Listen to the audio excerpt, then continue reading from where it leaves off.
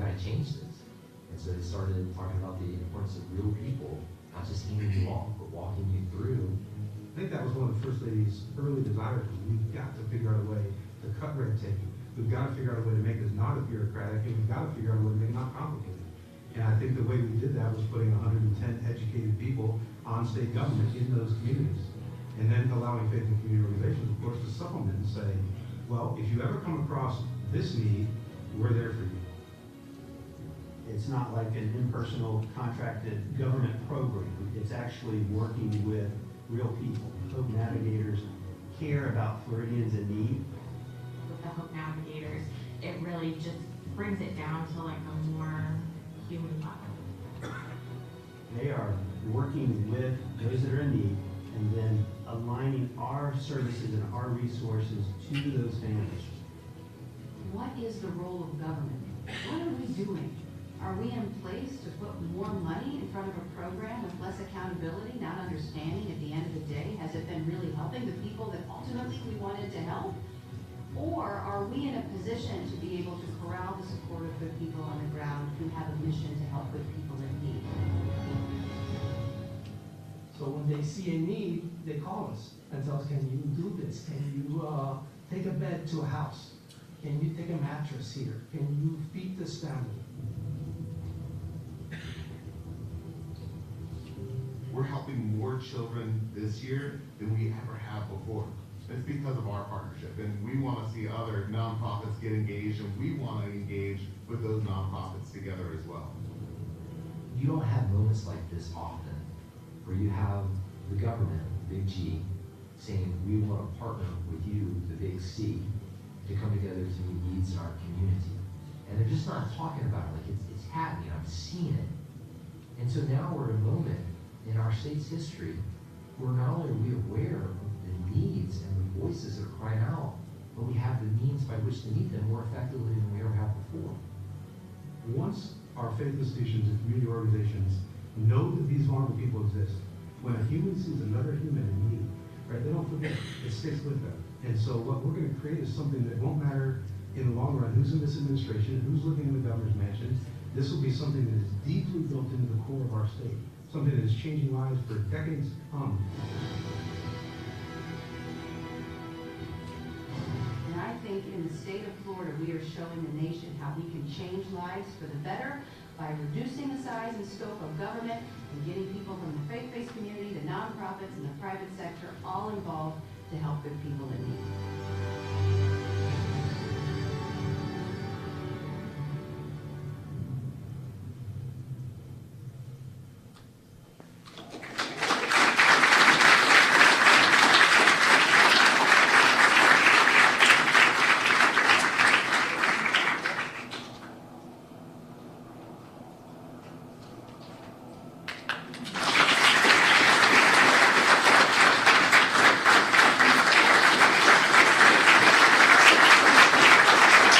Morning. Oh, please sit down. Thanks so much.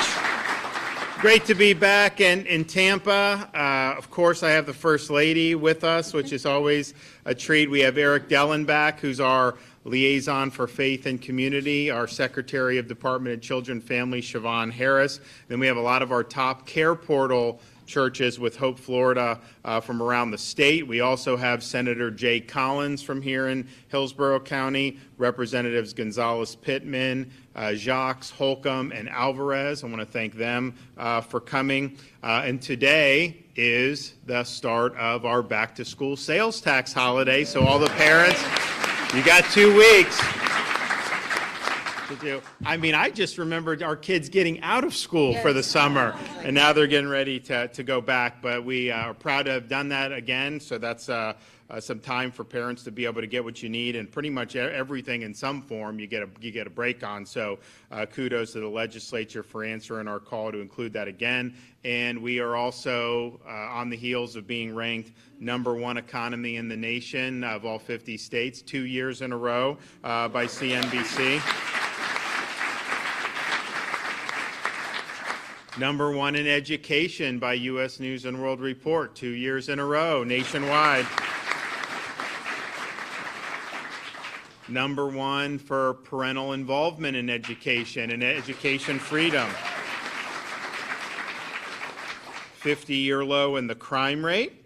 And we are number one in net in-migration every year since I've been governor. We also have, since I took office, of all the debt the state had accumulated from the 1840s to the present, we've paid off 36% of it, and we're doing more every day. And I just think it's interesting because the U.S. debt just hit $35 trillion. So every U.S. citizen share of that national debt, I think, is close to $104,000 per U.S. citizen. Florida has the lowest per capita debt of any state in the country. So as a Floridian, your share of Florida's debt isn't $104,000. It's about $600 and declining every day. So that's a great example of good stewardship and good success. And we're proud to do that. We're going to continue to build off that. Now, so we've done a lot, but there's certain things government can do. For example, if the legislature spends a little bit more, I can take the veto pen and veto the spending and reduce the debt. That's solely within government's power to be able to do that. Giving education choice, that's something within our power. You as a parent in Florida, you have the right to choose the school that best fits the needs of your child and your family. And if that's a private, the money follows you to private. If it's charter, you choose charter. If you're in your school district, a lot of times you have choices there too. We could make that happen through legislation. We could make it happen by making sure the funding is there. Some of the things we've done for environmental stewardship, restoring Florida's Everglades, doing things to help with water. We put the policy in place. We put the resources behind it. Highways and roads. We have massive infrastructure going on to accelerate projects that weren't even supposed to begin until next decade, and we're happy to do that. So those things are good. But those are things that if you just have kind of the will, the leadership, you can do it. You can bring it in for a landing. Some of the things about helping people that may not be as fortunate, that is unfortunately not so simple, because we've had throughout the last many, many decades in this country, we've had legislation passed. We've had trillions of dollars of tax money go to alleviate, eradicate poverty, and it never happened. And in many respects, it may have created problems that were equally as bad. And so how do you deal with that? If we could just sign legislation and everything went, we would do it, but we know that that's not the way. We know government, some of the issues that we deal with in our communities and that individuals have to deal with, that moms have to deal with, you name it, are not just simply you can sign a piece of legislation, the problem goes away. And so Hope Florida really recognizes that. It recognizes that government has an important role, but that government ultimately is not going to be the one to solve these problems, because if they could have solved them, they'd have solved them by now. So we really believed under the First Lady's leadership that we could use our role in state government to facilitate support for people who need it within their own communities. And part of that is the faith community and mobilizing churches. Part of that's the business community and making sure our businesses know that they can make a real difference. Some of that is nonprofit groups, even individual volunteers. You name it, someone goes in and they need help and they're going into a government bureau. If you put them into this, what we've created, this care portal, now all of a sudden the needs go out to all these different stakeholders. So a church down the street may know that a mom got evicted from her apartment, needs a place to stay, has 2 young kids. They're going to be there, they're going to help. And they're going to have a solution that's likely going to be sustainable and is going to get that individual in a situation where they're going to be able to be self-sufficient. And so we've seen that over and over again in what was happening throughout this program about how we now have a lot of metrics for success. So we've had a lot of support on this. We're here in part to recognize that. Private sector, for example, has done a lot. You've had Walmart, Simply Health, AT&T, Tico, Humana. They're here today. They've supported the Hope Florida Fund, which is the 501c3 arm of Hope Florida. So not your tax dollars going to help these folks, but private contributions. We have nearly 5,000 nonprofits and charity organizations that are signed up as part of the Hope Florida network and that are used by our Hope Navigators. So instead of having, just somebody that's like a bureaucrat, we now transform that into a navigator where their role is really to navigate the person coming in through all the possibilities and to link them with the groups or the institutions that can help best meet their needs. We also have almost 2,000 Florida faith institutions that are part of the care portal. And, that's very good. We want to do more, but that's something that's very, very good. So this is a different model into how you deal with some of these problems. And so what are the results? So this is something that's a couple years old.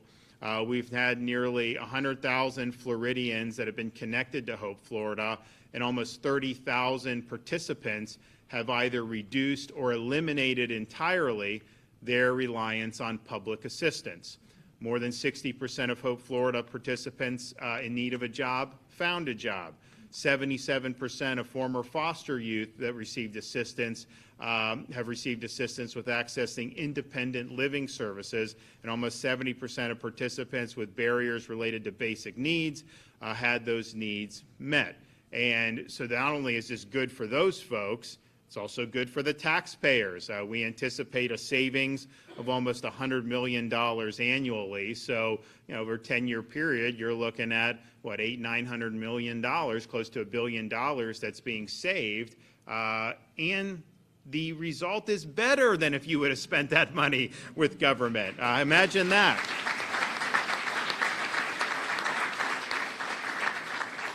So we are proud to have created a model where we can best harness the resources in society.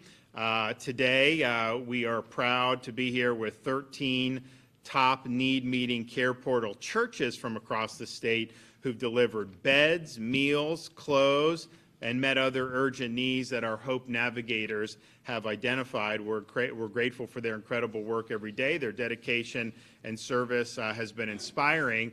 And we told folks we wanted them to come to be recognized so that we could thank them publicly, share some of the results of Hope Florida. But what we didn't say is that we are here, and thanks to the Hope Florida Fund, all of those churches that are here are going to get financial checks, going to get rewards today for their good work. So we're going to hand out those checks in a minute.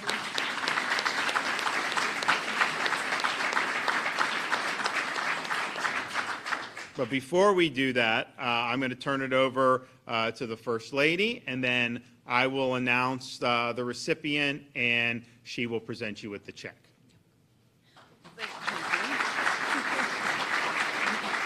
You didn't get into the amounts, though. We'll get to that because I think a lot of you will be happy to see what you've received, and it's all because of your hard work. We have the 13 churches from across the state who have done wonderful things on behalf of good people in need all across the state. So it's just a small way for us to be able to say thank you. That power of the care portal, I can't even begin to tell you just how of a seismic shift it's making all across the state. I had a chance to go out on a care portal delivery in Quincy. There was a mom who had a daughter. Her daughter had unique abilities. Unfortunately, she had been hit by a car at one point in time and had a learning disability. She had to go about things a little bit differently, but was doing very well. But they were coming up on some hard times financially. They didn't have a car, didn't have transportation. They were having a hard time putting food on the table. She wanted her daughter to be able to get a good education so that she could have the American dream. All of the things that you want for your family, she wanted too, but she needed a little extra help. And so we saw those needs come across the care portal. And I had the privilege with Eric Dellenbach, who will come up here in a second and talk a little bit about it, and also with our agency secretaries and the help of City Church in Tallahassee to go collect groceries, load them up, put them in the back of the car, drive down to their house, knock on the front door, and deliver all of this essentially love to this mom and daughter who just needed help, and they didn't know where to turn. They didn't know what to do. And that's the beauty of Hope Florida. It's one phone call. No matter what you need, your needs will be met, and you'll be able to talk to a human, right, who can help guide you. I mean, today in society, everything's become so technological, right, where you're trying to figure out everything on Google and DuckDuckGo. Imagine if you're a single mom and you're having a hard time keeping the lights on, but having a hard time trying to figure out which nonprofit does this and which faith-based institution can help me with this need, and how do I figure out if there's a government program like rapid credentialing and vocational and technical education and all of these wonderful things that the governor has made a priority. How do I put all of this together? Well, in comes Hope Florida with one phone call, and then you get paired up with a navigator, and that navigator then takes on the burden of whatever the other person on the line is feeling. So if it's that mom and I don't know how to feed my child, then that navigator figures it out. And then we show up, you show up at their front door with groceries. And the amazing thing is, it's always been there. It's always there. You've always had the faith-based community. That's their mission, to do God's work. They want to do that. But they didn't know that single mom was there. They'd give anything to know if that single mom was there. But uniquely, government is positioned for that single mom to come in to ask for help. Prior to this governor being elected, they would have had maybe, of course, TANF payments or SNAP benefits or whatever they needed to get back on their feet. But that would be the end of the story. But under his leadership, now you've made a connection to the community. The community is going to wrap their arms around, in this case, a single mom. They're not just going to show up once with groceries. They're going to come back as long as that mom needs help and going to ensure that she and her daughter are okay. Same with the private sector. They can fulfill with the care portal now. An individual can go to hopeflorida.com if they want to be a part of the solution and they want to help out. So all of this is happening, but that's just really step one, right? So now with the Hope Florida Network, and he had referenced it, people transitioning off of government assistance, we're helping people live up to their God-given potential by showing them all that's possible, whether it's the private sector support, let's say like a Publix, who makes it possible to hire people with unique abilities. Or maybe they hire that single mom from 9 to 3 instead of 9 to 5 so she can pick up her kids from school and make it just a little bit easier. You bring in the private sector. You use a lot of what the governor's been doing with Career Source, the Department of Commerce, all of these opportunities, but you've got that navigator who's there all along the way to make sure that her needs or whomever's needs are met. And an amazing thing has happened about this too. When I had met some of these navigators early on, they had told me that they had felt helpless prior to the governor coming in and really launching this whole initiative. And that when they were talking to somebody on the other end of the phone and they were applying for benefits, they wanted to do more, but they didn't have an avenue to do it. They wanted to make a difference. And so it was demoralizing a lot of times for them. But now we have empowered them to be able to make a difference. They're going to go the extra mile because they have a vested interest in seeing these people succeed. They become almost a part of their family. We went over and surprised a lot of the navigators with $1,000 bonuses because they're working overtime to make sure that the people that they're helping are successful. That's the other thing. The other thing is the faith-based community. It empowers them now to know that they can go out and do more. That care portal, we're just getting warmed up. I mean, we need you to do more on there.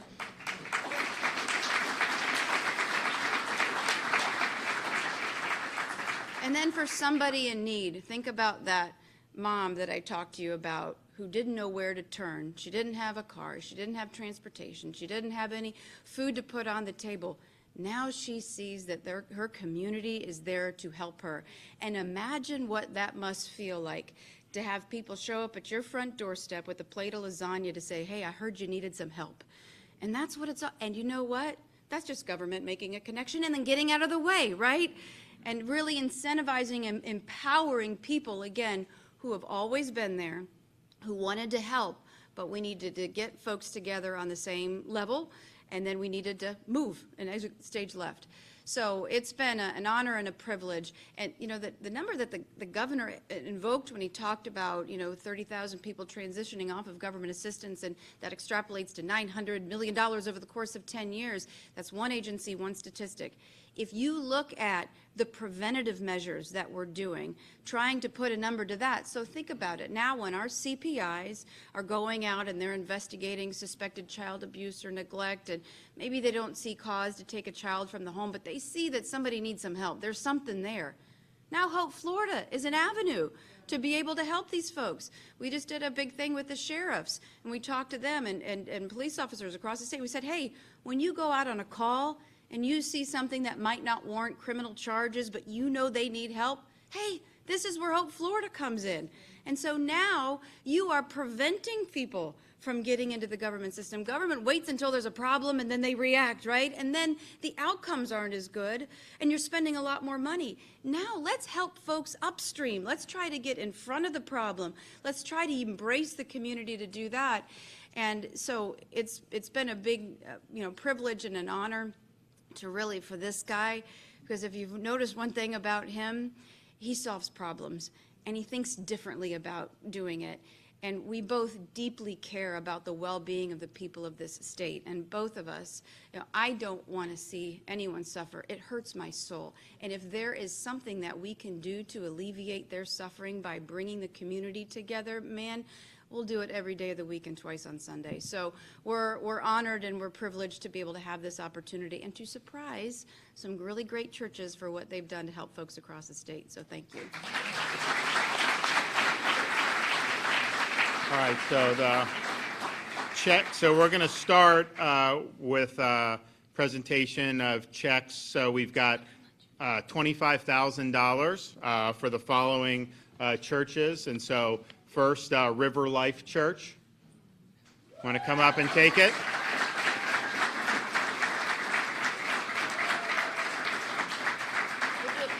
You guys just do the pictures. I'll do over here.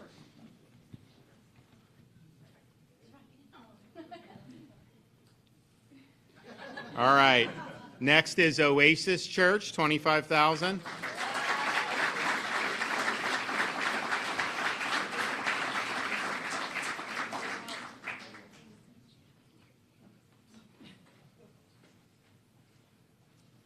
All right. Radiant Church, $25,000.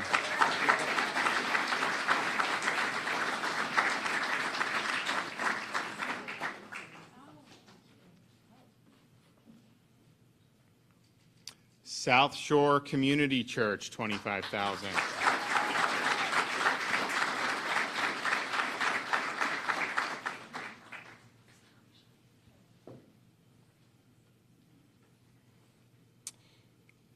Grace Bible Church of Sebring, $25,000.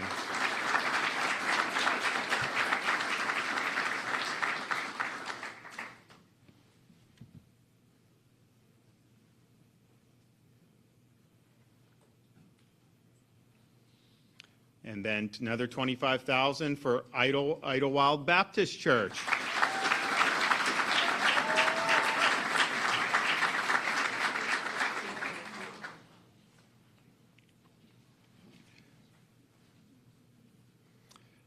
$25,000 for North River Church.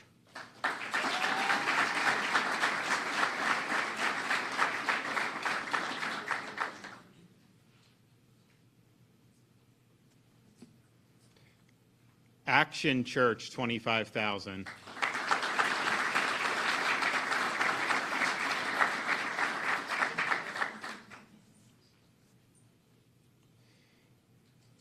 Bayside Community Church, North River Campus, $25,000.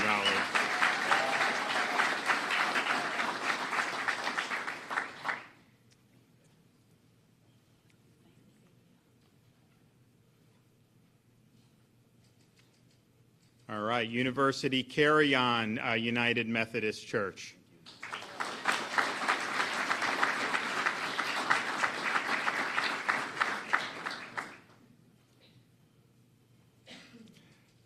$25,000 for Calvary Chapel of Fort Lauderdale.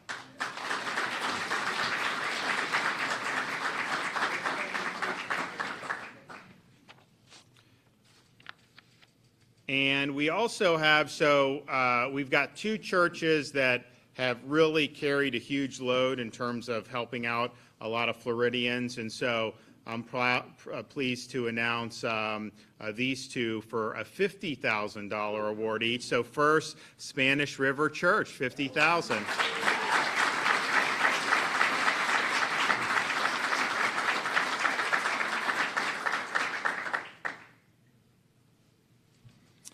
And another $50,000 for Grace Family Church.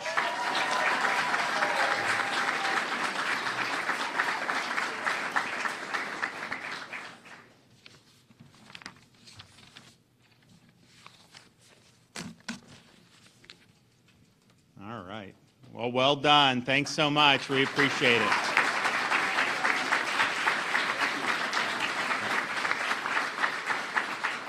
All right, next we'll hear from our DCF Secretary, Siobhan Harris.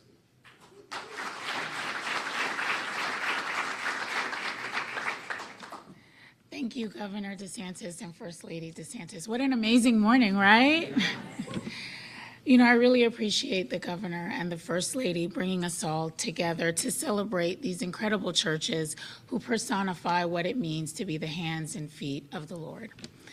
Faith institutions have always been an integral part of society's ability to help those in need, but bureaucratic red tape and silos have made it difficult for them to truly maximize their potential in solving for some of these needs.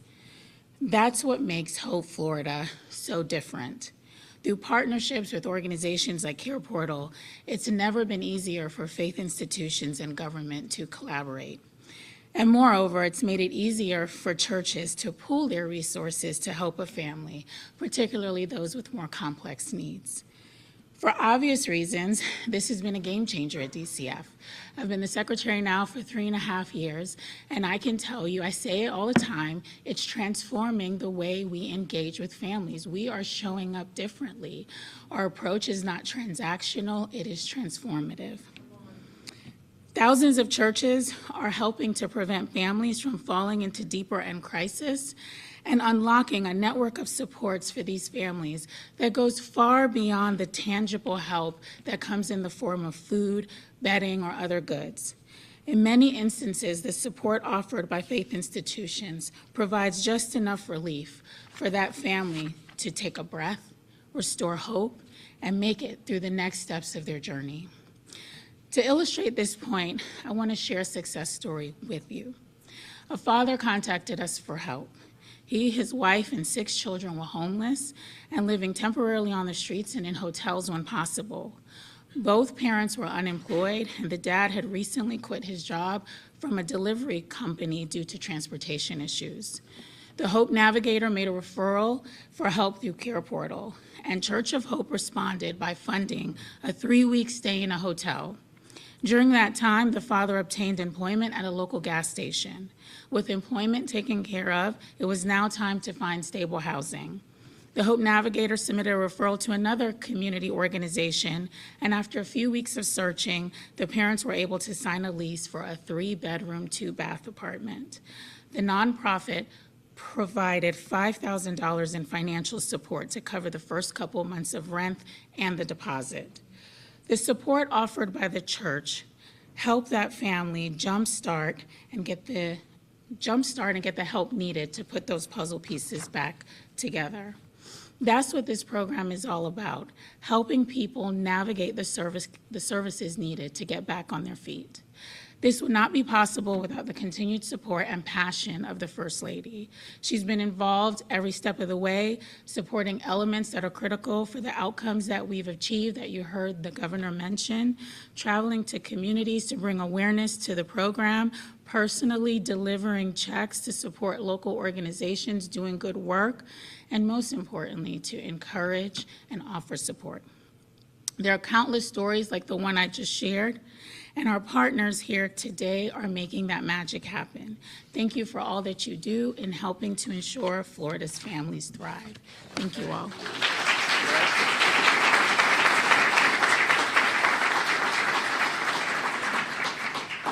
Good morning. As was mentioned earlier, my name's Eric Dellenbach, and I have had the honor of serving for the past 5 years as the governor's liaison for faith and community here in the state of Florida.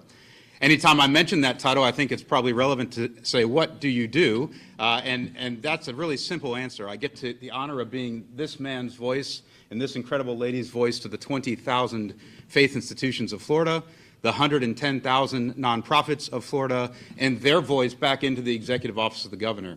If you did the math on me being in place for 5 years, that means that from day one of the governor's administration, faith and community became a priority. To give you a scope of how big of a priority, there's only 14 states in the whole country that have an emphasis on faith and community at the executive office, at the state level.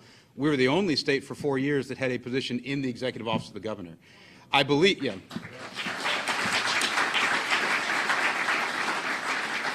I believe if you looked at what's happening in our country right now in faith and community, combined with what I'm going to talk about, I believe to be a simple yet profound thing that's happening with Hope Florida, it is no doubt to me that we are the most friendly faith and community state in the country. As I share with you today, there's 3 things I wanted to share. I hope you have taken in that this is an unprecedented day. Like, I hope as you look around and the fellowship that's happening and the checks being handed out and the incredible momentum that these 2 people have put on work that's being done by the faith institutions, I hope you can soak in that for a moment. What I would say, there's 3 truths I need you to know before I end my time today. First, we recognize that faith and community organizations have been standing on the front lines for history. This is not new. Them caring for faith for our vulnerable citizens is not new. Secondly, we believe that hope doesn't come from a greater, grander government. Hope comes from faith and community organizations, private businesses, and individuals of their state serving our most vulnerable. We believe that is God's plan A. Number 3, we in our state do not have a resource problem. I know that many of you as faith people in this room would say, well, we know we don't have a resource problem with God. He's got cattle on 1,000 hills. We talk about that all the time.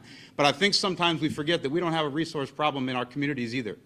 There are people every day that wake up with a heart. In fact, there's preachers and pastors speaking all over the state all the time saying, hey, here's how we serve. Here's who we need to serve. The heart is there, and the need is there. And yet oftentimes we do not make that connection. I believe we don't have a resource issue. We have a connectivity issue that is being solved by what's happening with Hope Florida. I am so passionate about it, it's hard to explain. I'm glad I'm standing. Sometimes they make me do this sitting. I can't do it sitting. Because what's happening is you need to realize our country was built on the idea that nobody could serve their communities better than those communities. And this, as I said, is God's plan A. And sometimes you've heard the First Lady say, I love that she said it again today, one of the great roles of government, I think you've said this for 5 straight years, is literally to make connections. Sometimes, I know when you say government, your walls go up. That's what happens in faith world, right? But let me tell you what matters, is that sitting here right now, the Secretary's agency knows every name, every address, every story of every child in foster care. Every one of them. Which means that as you, as a faith institution, where your heart beats for those children, the reason there has to be a connection, the reason this is simple but profound, is because those connections being made at a need level for people whose heart beats with resource is absolutely incredible. In my life, I've become familiar with a phrase that has kind of changed my life. It's the phrase, you cannot unsee what you've seen. I suspected in a room of this size, knowing I'm filled with faith people, that you would say, that's my life. I saw something that I could not ever unsee. I heard something I couldn't unhear. I experienced something I couldn't not experience. And friends, that's the magic of Hope Florida, in my opinion. Because when those moments happen, it changes the trajectories of our life. If we're totally real with each other, sometimes we'd probably like to go back and not see that thing because of how much it changes the trajectory of our life. But this is the magic that is happening with Hope Florida. And I want to leave you with a statistic that I think encourages me the most.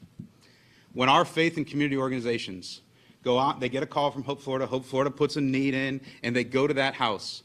We're told that 80% of the times, that person in need never enters a second need. Well, let me tell you, friends, if you've not been in that world, that's not because they don't have more needs. The reason is because when that person of our faith and community organizations stands at the doorway of that other human, there is a connection made where they become a church family, not a government family. This is the most beautiful thing, in my opinion, that is happening. And today, we want to honor you. We want to thank you from the bottom of our hearts for the incredible work you're doing in serving your communities. God bless you.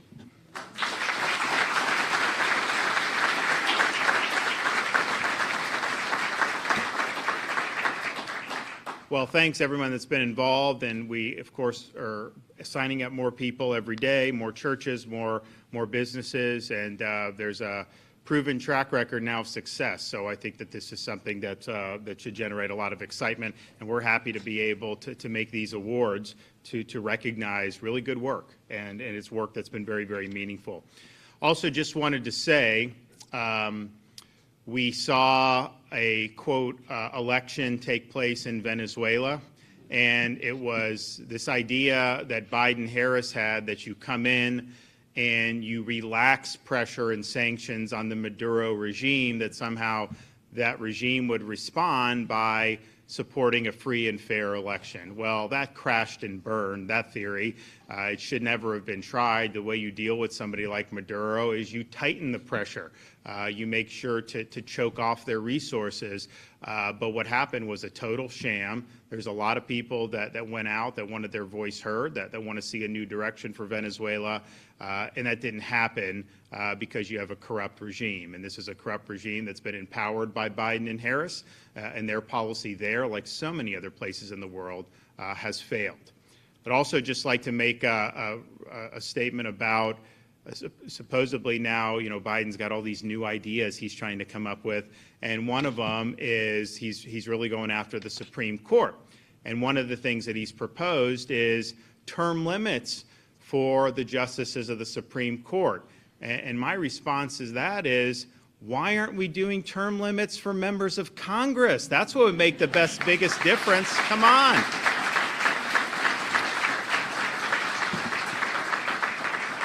All right, we got anybody back there? Any questions? Governor, you actually, the Supreme Court. In Florida, we have a mandatory retirement age for justices. Would you like to see that in Washington federal level? So here's the thing, like, honestly, on the 18-year term limit for justice, so founders, I mean, if you go back and read the founders, they said you're going to serve during good behavior, which basically meant lifetime appointment unless you did something to get you impeached and removed from office. And they thought that was important because they wanted the judiciary to be insulated from the passions of the day, that enforcing the Constitution when it's popular to do so is not that big of a deal. You just follow the wind.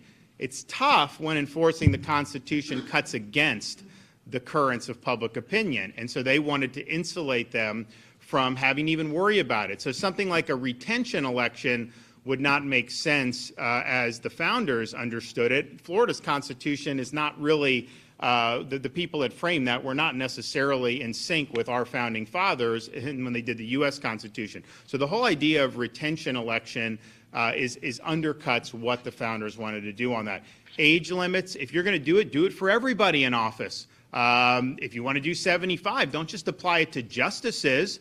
Apply it to Congress, apply it to the executive. If you're going to do that, that would be one thing. But I don't see how you could say, so an 18-year limit, you'd serve for 18 years, you'd have a fixed term, you wouldn't stand for retention or anything like that. Honestly, I don't know that really, I mean, they don't like the court now because they're on the wrong side of rulings. What happens, I think, when these things happen is you think you're doing it because you think it'll help generate more liberal jurisprudence, and in reality, a lot of times it backfires. It may end up, if you had 18 years, that it would force liberals off the bench, and then maybe a Republican would be able to replace it. So you just don't know how that's going to shake out.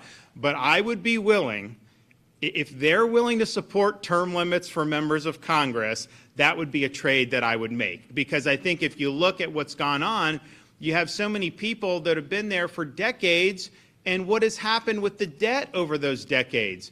At the turn of the century, our debt was like $5.5 trillion. Now it's $35 trillion 24 years later. That is a failure. That is a failure of leadership, and I think it's because, in part, those folks get there, and the main thing they try to do is stay there for as long as possible, instead of saying you have a limited amount of time to make a difference, lead, get things done, then go back and live under the laws you pass. And incidentally, and I'm not saying this is the only reason, in Florida, we have term limits for our legislature. We also have a balanced budget requirement. But notice, we're the one state, with a massive surplus, tax cuts, and AAA credit rating and paying down debt that we've accumulated over 100 and some years of Florida history. And part of it, I think, is because you have term limits for the legislature. So term limits for members of Congress, a balanced budget amendment for the Constitution, and the legislature, they certified both of those for Article 5 convention this last, and they certified Congress shall make no law respecting the citizens of the United States that does not also apply to members of Congress themselves. And if you did that, they wouldn't be able to exempt themselves from any laws. So those three reforms, I think, would make a difference.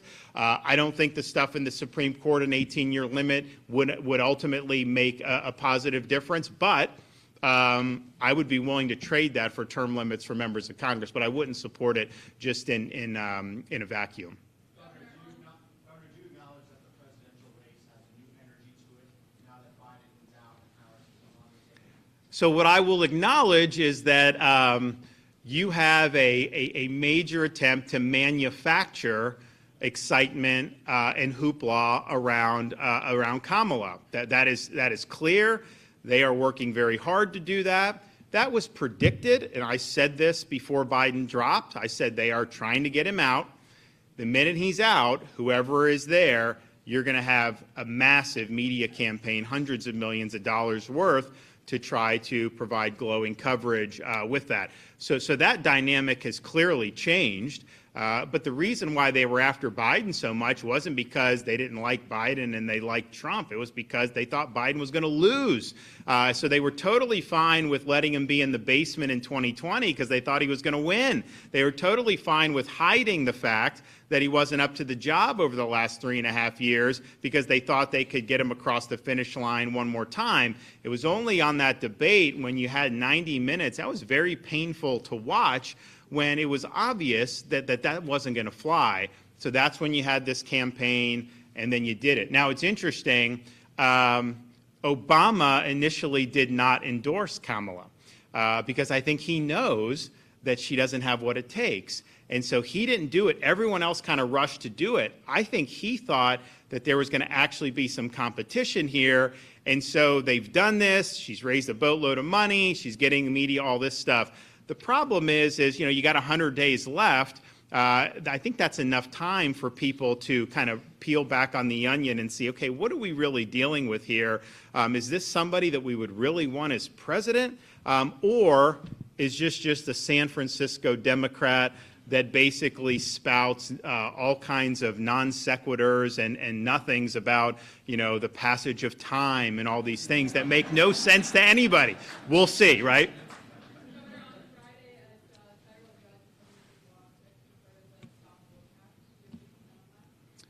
We have every right as a state to provide protections for employees and businesses to say if they are doing woke training, which is basically discriminating against folks on the basis of race, you have right to opt out of that. It's not a question of what the company can say. They can say whatever they want. But you have a right to not have to self-flagellate. You have a right to not have to sit there and listen to that nonsense. And so we were right on that. We're also right in being able to say that the woke agenda is not consistent with what we want in education standards at our taxpayer-funded universities. We have every right to set standards. We have every right to say, here's what we want to do. Here's some of the things that we're not going to do with your tax dollars. But as all these things go, we typically go, I can't count on my hands the number of times they've run in, got a judge to do that, and then we end up winning on appeal. Remember, the one case which I acknowledge was the closest was on the internet censorship, social media censorship. We did this a couple years ago. We did protections for Floridians. They can't discriminate against you and kick you off or censor you just because you're saying things that the big tech companies don't like. They don't want conservative speech as much as they want liberal speech, particularly now that we're in an election cycle. So we just provided protections. We said you can have standards and rules about what you're going to do, but you got to apply it evenly. And if you're applying it with a thumb on the scale against one part, certain viewpoints, then people have a right to be able to have some protection. And, we lost in district court, lost appeal. U.S. Supreme Court has kicked that back now to the district court. And we'll see what happens. I mean, it's probably going to go on and on. The whole gender surgeries for minors. we said not going to fly in Florida. We're not going to allow that to happen. There's a lot of people making a lot of money off this, and you take some teenager and you cut off private parts, and then they get into their 20s and they can't reverse it. And it becomes a big, big problem, and it's not based in science, it's based in ideology. And so the 11th Circuit Court of Appeals has already said that states have a right to do this. And even in face of that, we had a judge strike Florida's down. We're going to win that on appeal for sure, because the circuit's already ruled on that, and we'll be better off. And many countries are now backtracking off of that because it is motivated by ideology, and it's motivated by a lust for profit and a lust for financial gain, because there's people that make a whole lot of money based off this, and it's really, really been detrimental to so many people. So all these things kind of work out, but the end of the day, we have every right as a state to say that of all the different things you have when you go to work, that you can't be forced to sit there and have to listen to this dribble. You can opt out. They can do it. They can say it.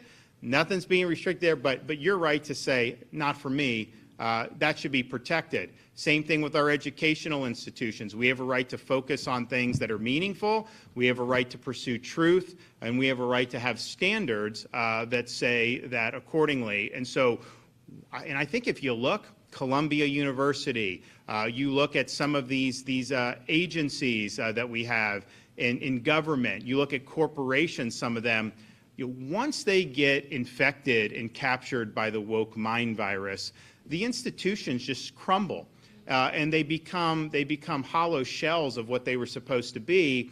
And what we're doing when we say where woke goes to die, it's because we don't want our institutions to be infected with woke ideology. We want our institutions to be rooted in truth. We want our institutions to be rooted in what's right. And as long as you're doing that and you're strong on that, you have a chance to do very well. The minute you go into these other things, where all of a sudden people get elected district attorney and they release criminals or they refuse to prosecute criminals, crime goes up. Well, actually, the crime statistics don't go up, because what they start doing, they stop reporting crimes. So they say, oh, this crime is down in all these cities that everyone's scared to walk down the street in. No, it's not that crime is down.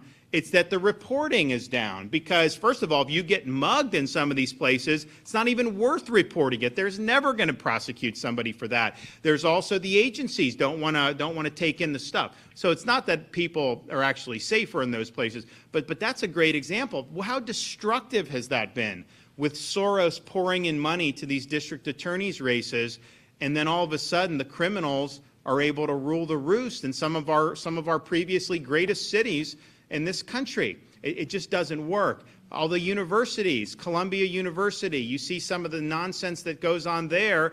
That doesn't fly in Florida, I can tell you that. You want to try to take over, you want to try to commandeer parts of our university, you're going to be ejected from the premises immediately. We're just not going to put up with it. We're not going to let the inmates run the asylum. But part of the reason that's happened in those places is because it's all about ideology. And this is what's happened. So I think that you need to have a solid foundation for everything you do.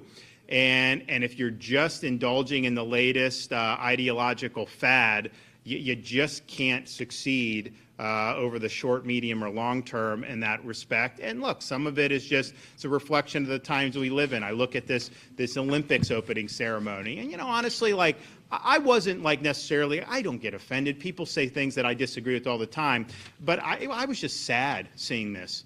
It's like, that was really a symbol of the decline of Western civilization. I don't think on the closing ceremony they're going to do anything where they mock Islam. I don't think that's going to happen.